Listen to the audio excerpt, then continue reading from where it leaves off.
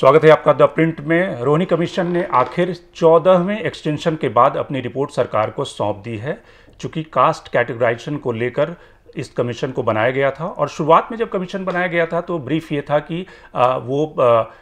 तकरीबन 2-3 महीनों में अपनी रिपोर्ट दे देगी, लेकिन 14 एक्सटेंशन देने पड़े सरकार को और अब कमीशन ने रिपोर्ट दिया है। सवाल यह है कि क्या सरकार इस कमीशन की रिपोर्ट को इम्प्लीमेंट करेगी जो उन्होंने रिकमेंडेशन दी है, क्योंकि ये अगर रिकमेंडेशन को एक्सेप्ट किया गया तो मंडल 3 की शुरुआत हो सकती है। क्योंकि ढेर सारी पॉलिटिकल पार्टियां इस समय अलग अलग स्टेट्स में कास्ट सेंसस की बात कर रही हैं और जिस तरह से ओबीसी में जो डोमिनेंट कास्ट हैं उनका पाई घटा करके जो छोटी जातियां हैं उनको देने की अगर सिफारिश इस रिपोर्ट में की गई है तो एक नया सोशल अर्थमेटिक, एक नया सोशल पॉलिटिक्स शुरू हो सकती है। तो हमारे साथ हमारे पॉलिटिकल एडिटर डीके सिंह हैं और साथ ही डीआर साहू हैं जो लखनऊ यूनिवर्सिटी के प्रोफेसर हैं सोशियोलॉजी के और इस कास्ट और इन सारे विषयों पे अपनी महारत रखते हैं। तो सबसे पहले साहू साहब, आपका स्वागत है द प्रिंट में। सबसे पहला सवाल आपसे ये जानना चाहेंगे कि आप किस तरह से इसको देखते हैं कि जो रोहिणी कमीशन की जो सरकार ने रिपोर्ट सौंपी है इतने एक्सटेंशन के बाद, आपको लगता है कि 2024 के पहले सरकार इस तरह का साहस जुटा पाएगी कि इस कमीशन की रिकमेंडेशन को सरकार इम्प्लीमेंट करे, क्योंकि इसके ढेर सारे इम्प्लीकेशन हो सकते हैं? देखिए, भारतीय समाज और भारतीय समाज के यदि ढांचा को देखें तो उसमें जो सोशल कैटेगरी के रूप में हम यदि देखें तो जाति एक महत्वपूर्ण सोशल कैटेगरी है और एक पॉलिटिकल कैटेगरी भी। तो उस पॉलिटिकल कैटेगरी में यदि आप देखेंगे तो उससे जो डेमोक्रेटिक इंस्टीट्यूशंस का जो एक जो हम लोगों ने शुरुआत की आजादी के बाद, और उसमें भी एक जाति कहीं ना कहीं प्रत्यक्ष अप्रत्यक्ष रूप में एक अपना आधार माना गया है। और एक जो सोशल कैटेगरी के रूप में यदि हम देखते हैं उसके ऊपर बहुत सारे समाज विज्ञानियों का अध्ययन है, जिसमें ये भी कहा जाता है, जाति और राजनीति और राजनीति कोठारी जी, बहुत सारे लोगों का, समाजशास्त्रियों का बहुत अध्ययन है और बहुत सारी बातें हैं। बात वो नहीं है, बात यहाँ पे आती है कि जो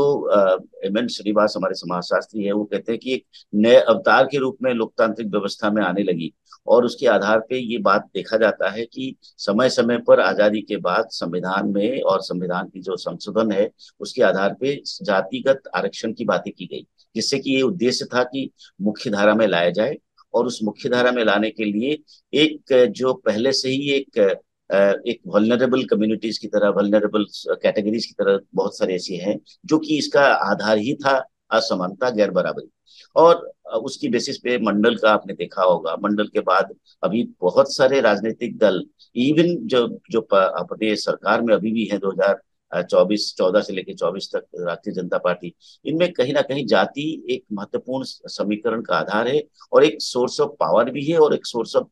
इक्वालिटी को आगे बढ़ाने के लिए, भागीदारी और साझेदारी के लिए भी इस बारे में भी सभी लोग प्रयत्नशील है। और चाहे वो एक स्ट्रैटेजी के तहत हो, चाहे वो एक मुख्य धारा में लाने की बात हो, तो एक रियलिटी चेक यदि हम करें सोसाइटी में, ये एक महत्वपूर्ण है। लेकिन बहुत सारे जो राजनीतिक पक्ष जो उसके सामने आता है तो उसमें ये बहुत दिनों से ये डिमांड है। और इस डिमांड के आधार पे आपने देखा होगा उत्तर प्रदेश है, बिहार है, मोस्ट बैकवर्ड कास्ट की बात आ रही है। और उसमें जो जो रिकमेंडेशन अभी आया है, जैसे कि मैं उत्तर प्रदेश को देखता हूँ, उत्तर प्रदेश की शासन ने भी इसके बारे में एक रिकमेंडेशन भेजा, बहुत सारे संस्थाओं से कंसल्ट करके ये सब बातें की गई। लेकिन ये जो आधार होगा इसको 2024 के चुनाव से पहले इस सरकार के सामने जब रखा जाए और उनकी डिमांड को देखा जाए, तो मेरा ये मानना है कि ये कैसे, मतलब ये एक एप्रीहेंशन तो है ही, और इस एप्रीहेंशन के आधार पे सरकार की जो प्रतिबद्धता है उसको करेंगे या नहीं कर पाएंगे, या एक नई तरीके से एक समाज की एक एक जो कहते हैं कि ये इससे भी एक समस्याएं ऊपर बात मतलब आ सकता है, समस्याएं के रूप में आ सकता है, एक लामबंद हो सकते हैं, एक गुटबाजी की तरह काम कर सकता है। तो इसलिए मैं अभी इस तरह की बातों को कहने के लिए कि रिकमेंडेशंस जो है उस रिकमेंडेशन में सरकार क्या करेगी ये तो मैं नहीं कह सकता हूँ, सरकार का क्या मानसिकता है, लेकिन लेकिन ये होनी चाहिए। और इसमें होने से एक समाज में बहुत सारी ऐसी जो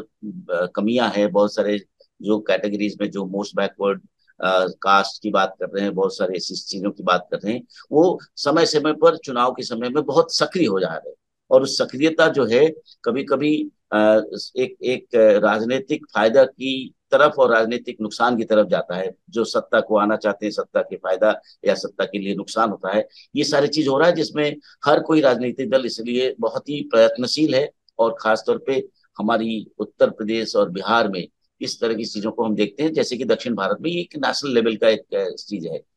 मेरा ये मानना है कि इसके ऊपर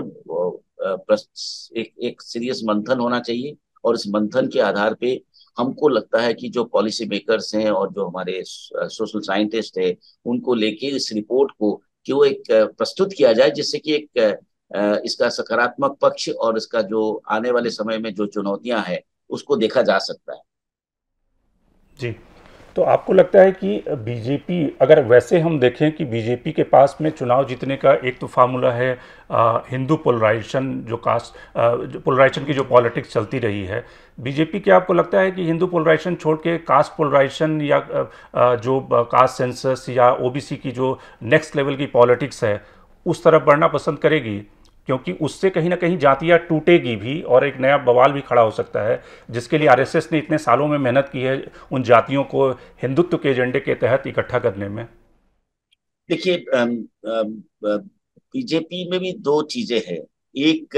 जो मैं देख रहा हूँ, जो मैं आजकल हम लोग जो सामने आ रही है तथ्य, उसमें एक आता है कि उनकी जो बीजेपी के जो कोर है, जो जो जिसको हम कह सकते हैं संगठन के रूप में कार्य कर रहे हैं, उनके लिए तो वो एक प्राथमिकता है कि एक ध्रुवीकरण के माध्यम से और इस सब चीजों को मिटाने से उनको बहुत बल मिलेगा। दूसरी तरफ जब हम कहते हैं समावेशी विकास की बात कर रहे हैं और उसमें हम सभी को लेना चाहते हैं, उनकी सारे जो कंटिन्यूअस डिमांड्स है, जैसे कि उत्तर प्रदेश में आपने देखा होगा बहुत सारी ऐसी छोटे छोटे जो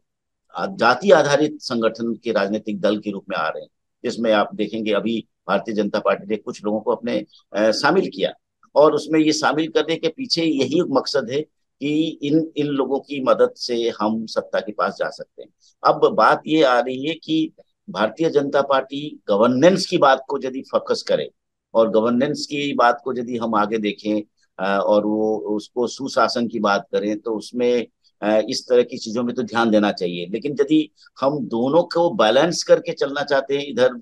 उनका कहना है कि ध्रुवीकरण के साथ साथ हिंदुत्व की बात को भी बहुत प्रबल तरीके से आगे उठाया जाए, और उसमें ये सब यदि नहीं करेंगे तो वो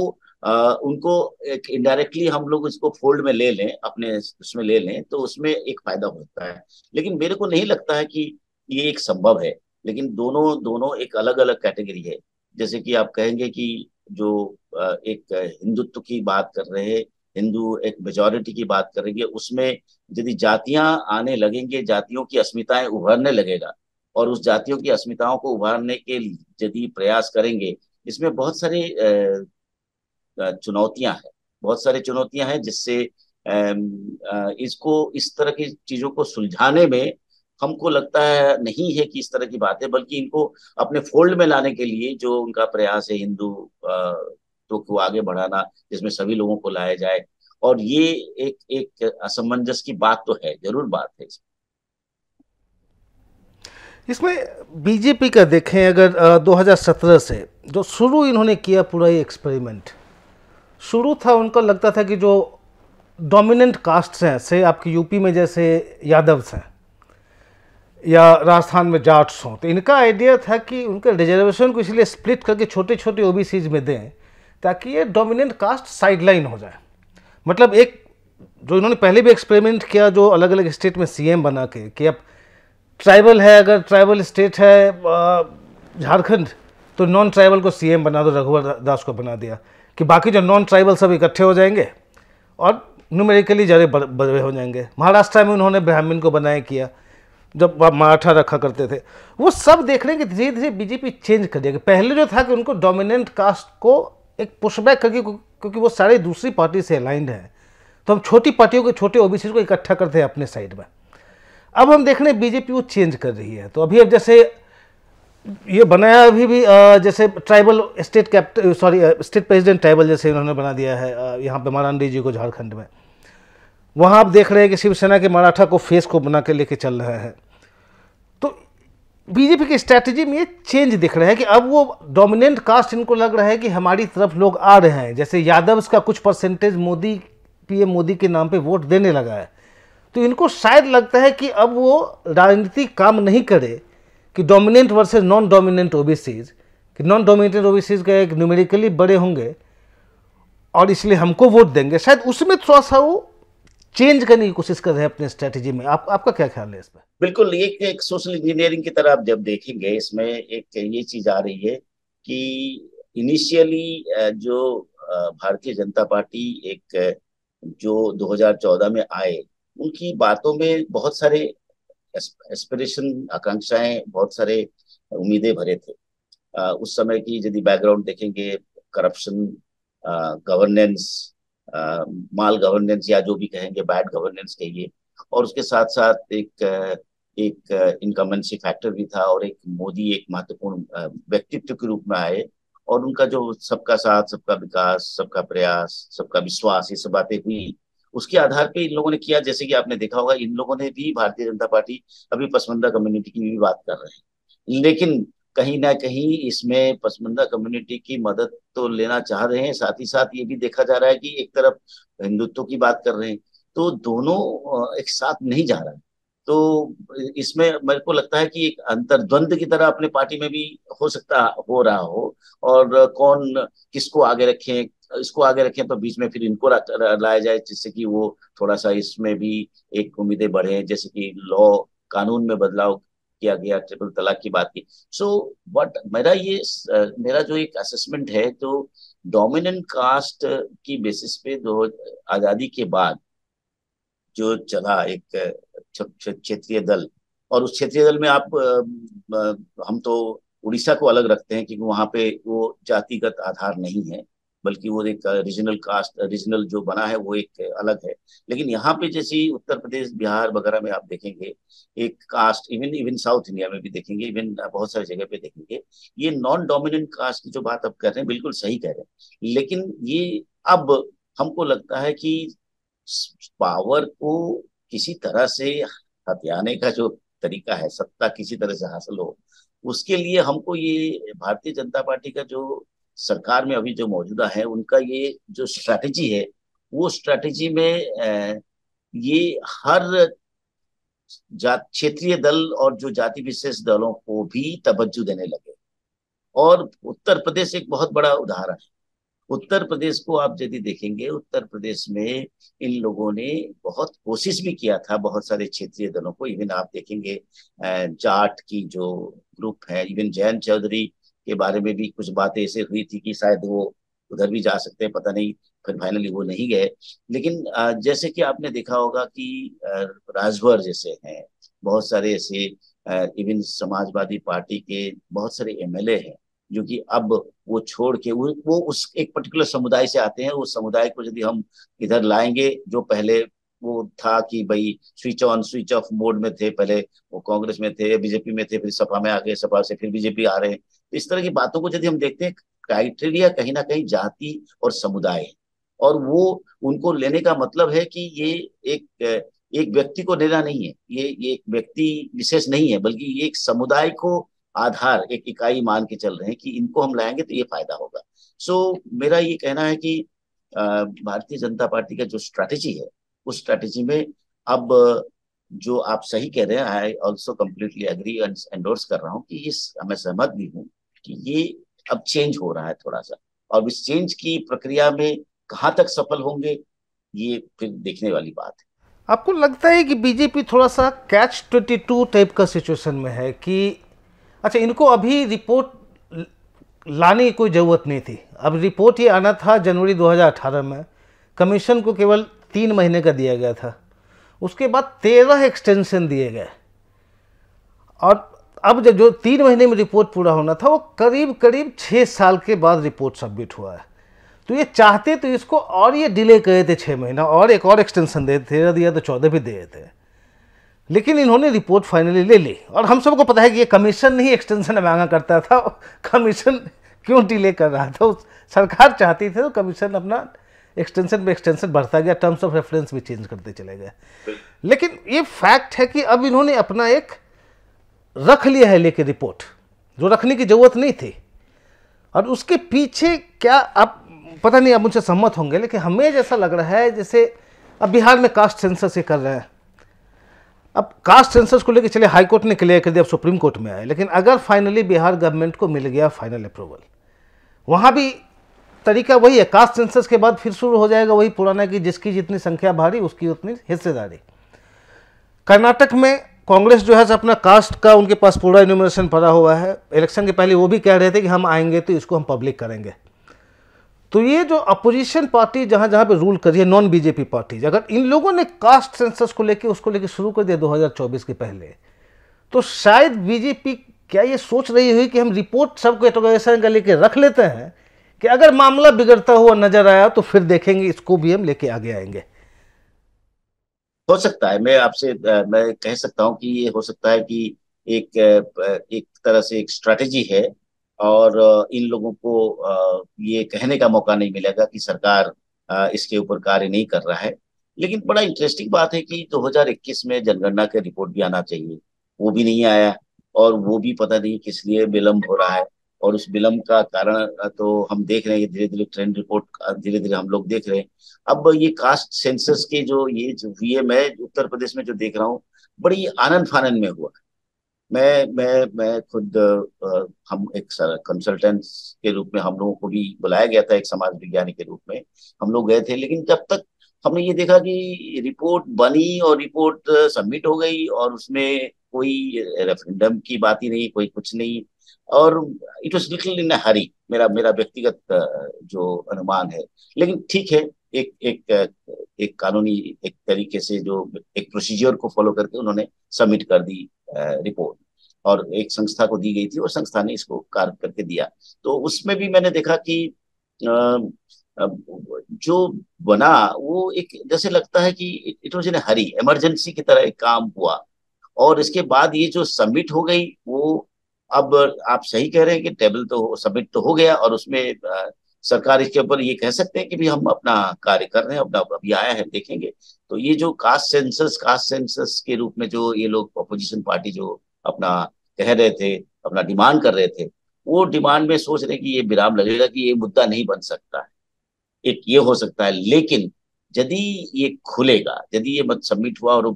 पब्लिक डोमेन में आ गया, so then it will create another, इस मतलब एक नई तरीके की चीजें उत्पन्न होगा, और वो हो सकता है इनको फायदा भी करे, उनको नुकसान भी करे। प्रोफेसर साहब, मेरे पास दो क्वेश्चन है। पहला क्वेश्चन इसमें यह है कि एक जो बीजेपी को हमने देखा है 2014 के बाद से यूपी के कॉन्टेक्स्ट में ले, एक ओबीसी एज ए ब्लॉक जो बीजेपी अब देख रही है कि सारे ओबीसी हमारी तरफ आ रहे हैं, थोड़ा सा कम होंगे, शायद कुछ कम यादव आते होंगे, जाट कुछ कम आएंगे या पूरे आ जाएंगे, but as a block BJP ने देखना शुरू कर दिया ओबीसी को। तो आप सब कैटेगराइज करके अलग अलग कैटेगरी बना के शायद फिर इस ब्लॉक को आप डिवाइड कर देंगे। तो अभी पॉलिटिकली देखा जाए तो ओबीसी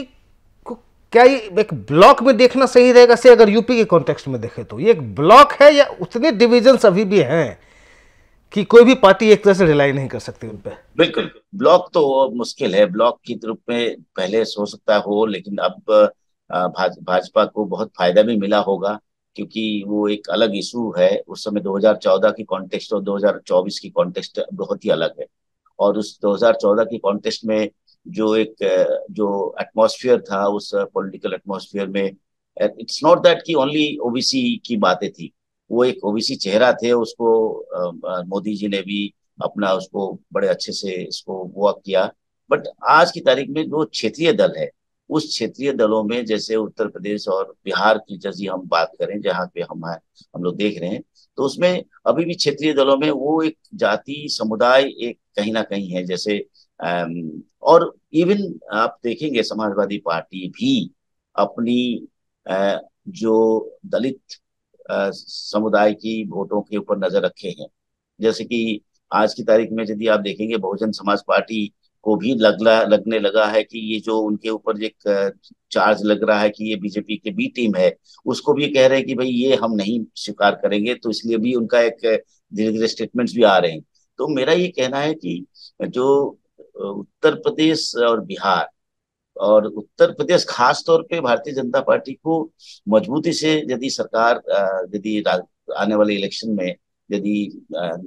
वोट उनको नहीं मिलेगा तो हो सकता है कुछ नुकसान हो जाएगा। इसलिए उत्तर प्रदेश को इंटैक्ट रखना चाहते हैं। उत्तर प्रदेश अभी इवन इवन आप देखे होंगे कि जो बहुत सारे बिहार की जो चीफ मिनिस्टर हैं, वो जो अभी मौजूदा चीफ मिनिस्टर, उनके बारे में एक आकलन लगाया जा रहा है कि शायद वो फूलपुर में चुनाव लड़ेंगे। और फूलपुर में इसलिए उनका भी जो समीकरण है, उस समीकरण के आधार पर आप देखेंगे शायद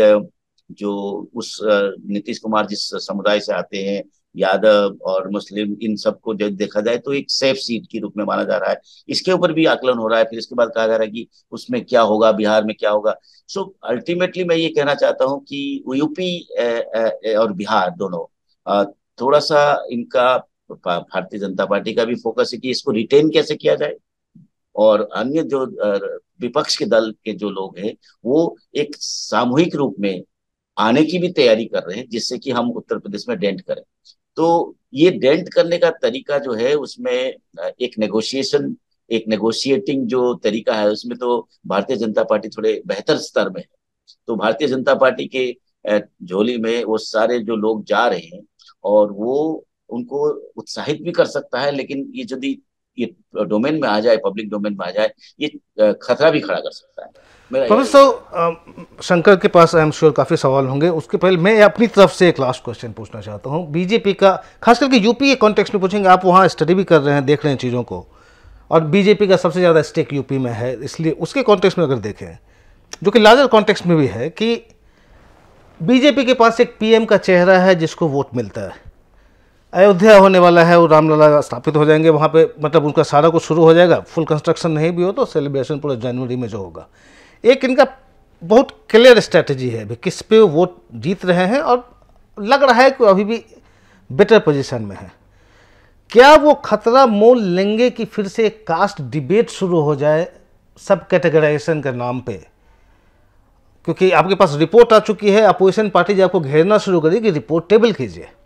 रिपोर्ट हमें दिखाइए क्या है, लागू कीजिए। उसमें ये खतरा ले सकते हैं क्या कि हम ओबीसी को सब कैटेगराइज कर दें?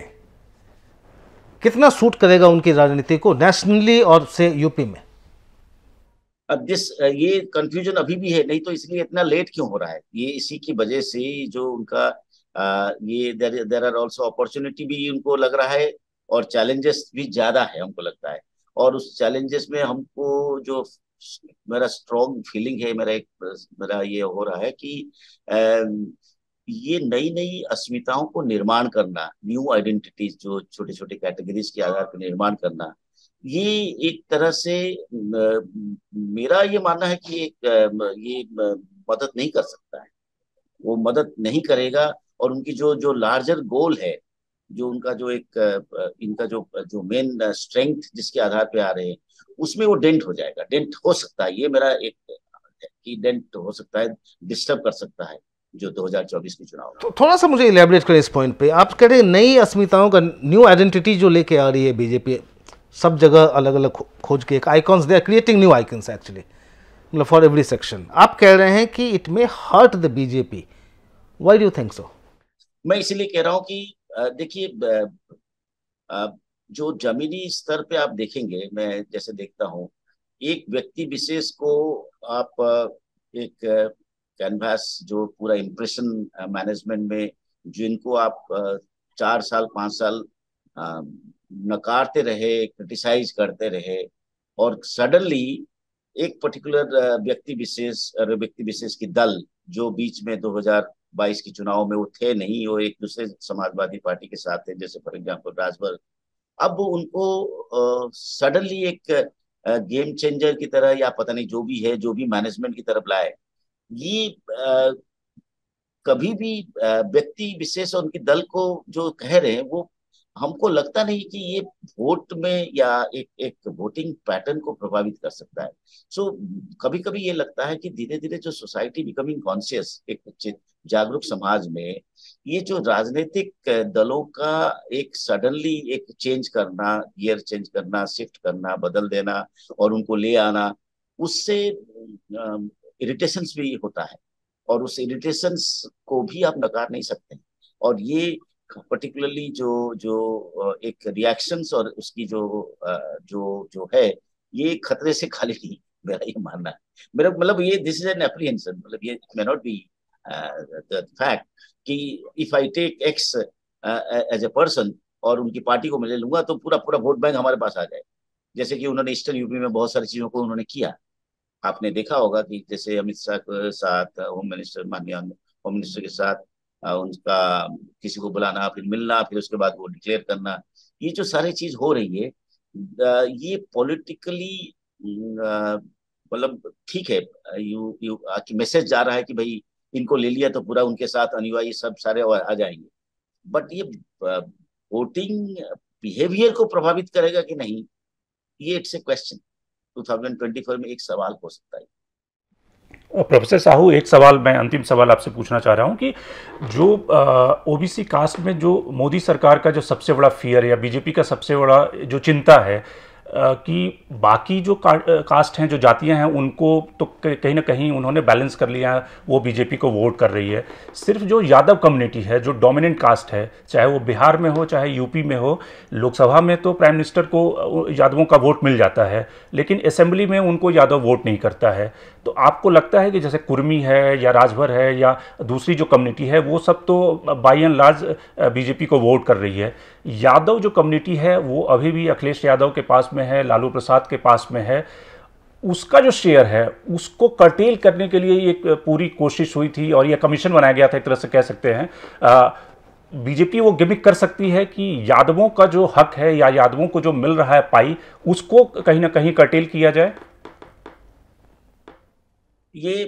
कर सकते हैं, लेकिन जो आपने सही कहा कि जो वोट से जैसे कि जो जो सेंटर का या जो जनरल इलेक्शन का पैटर्न है वो अलग है, विधानसभा की पैटर्न अलग है। और उस फैक्टर्स में अभी भी समाजवादी पार्टी के जो आप यदि 2022 की चुनाव की वोटिंग परसेंटेज देखेंगे और जो जो पूरा एंटायर चीजों को हम देखते हैं तो उनकी पास अच्छा खासा वोट परसेंटेज है। यदि अखिलेश समाजवादी पार्टी को देखेंगे तो हाँ, तो यही तो चिंता है प्राइम मिनिस्टर की, यही तो चिंता है कि भाई अखिलेश यादव को, लालू प्रसाद को अभी भी वोट मिल रहा है इतने। बिल्कुल बिल्कुल बिल्कुल, इसमें कोई दौरा नहीं। और वो बल्कि कुछ मैं तो कह सकता हूँ कि और एक्टिव होते तो things would have been much better. यदि सक्रिय, जैसे कि बहुत सारे लोग कहते हैं कि भाई कि थोड़ी सी जमीनी स्तर पे दिखना चाहिए, जो अपोजिशन का जो है वो दिखना चाहिए, even even Congress as a party को भी दिखना चाहिए उत्तर प्रदेश में। लेकिन एक तरह से ये देखा गया जैसे कि बहुत सारे नगर निगम की चुनाव में इस बार जो उत्तर प्रदेश या लखनऊ में कहीं पे कहीं कहीं हुआ, तो उसमें मैंने देखा कि लखनऊ में कांग्रेस की अच्छे खासे वोट्स मिला। बड़ा इंटरेस्टिंग है। तो मेरे ये कहने के मतलब ये है कि असंतोष तो इन जनरल एक चीजें है जिसको आप नहीं कर सकते। बट एक चिंता की विषय है भारतीय जनता पार्टी के लिए कि जो असेंबली में जो घटना हुई वो यदि 2024 में रिपीट हो जाए, उसी सेम प्रोसेस में 2024 में यदि उस वोट परसेंटेज आ जाए और इनकी जो एक मोबिलाइज किया गया है ग्रुप्स, जो पर्टिकुलरली यदि इन लोगों की ऑपोजिशन में यदि एक तरह से कॉम्प्रोमाइज हो जाए, एक अंडरस्टैंडिंग बन जाए, टैसिट अंडरस्टैंडिंग बन जाए कि नहीं हम जो जो जीतने वाले कैंडिडेट है उन्हीं को देंगे, उस पार्टी को हम देंगे और उससे हम हट जाएंगे। If they have that kind of strategy, that can spoil the game। वो खेल मतलब जो एक प्रोसेस को डिस्टर्ब करने की एक आशंकाएं बहुत प्रबल। बहुत बहुत शुक्रिया प्रोफेसर साहू हमसे जुड़ने के लिए। इस समय मोदी सरकार के सामने जो कॉन्ट्रडिक्शन है, या फिर कहें कि सरकार क्या हिंदुत्व का रास्ता छोड़े या फिर मंडल कमीशन के नए मूवमेंट की शुरुआत करे, जो ओबीसी जातियां हैं, जो डोमिनेंट कास्ट हैं, उनका जो शेयर है वो छोटी जातियों को देकर वो एक नए मूवमेंट की शुरुआत करे। जब मंडल कमीशन की शुरुआत हुई थी, जब मंडल कमीशन को अपॉइंट किया गया था, उसके बाद करीब 11 साल लग गए थे उस कमीशन की रिपोर्ट को लागू करने में। वीपी सिंह ने उस कमीशन की रिपोर्ट को लागू किया था, लेकिन सरकार के पास एक एटम बम आ गया है। सरकार जब भी चाहे उसका इस्तेमाल कर सकती है। तो हमसे जुड़ने के लिए बहुत बहुत शुक्रिया प्रोफेसर साहू, और दर्शक आपका भी जिन्होंने इस कार्यक्रम को देखा और हमसे जुड़े।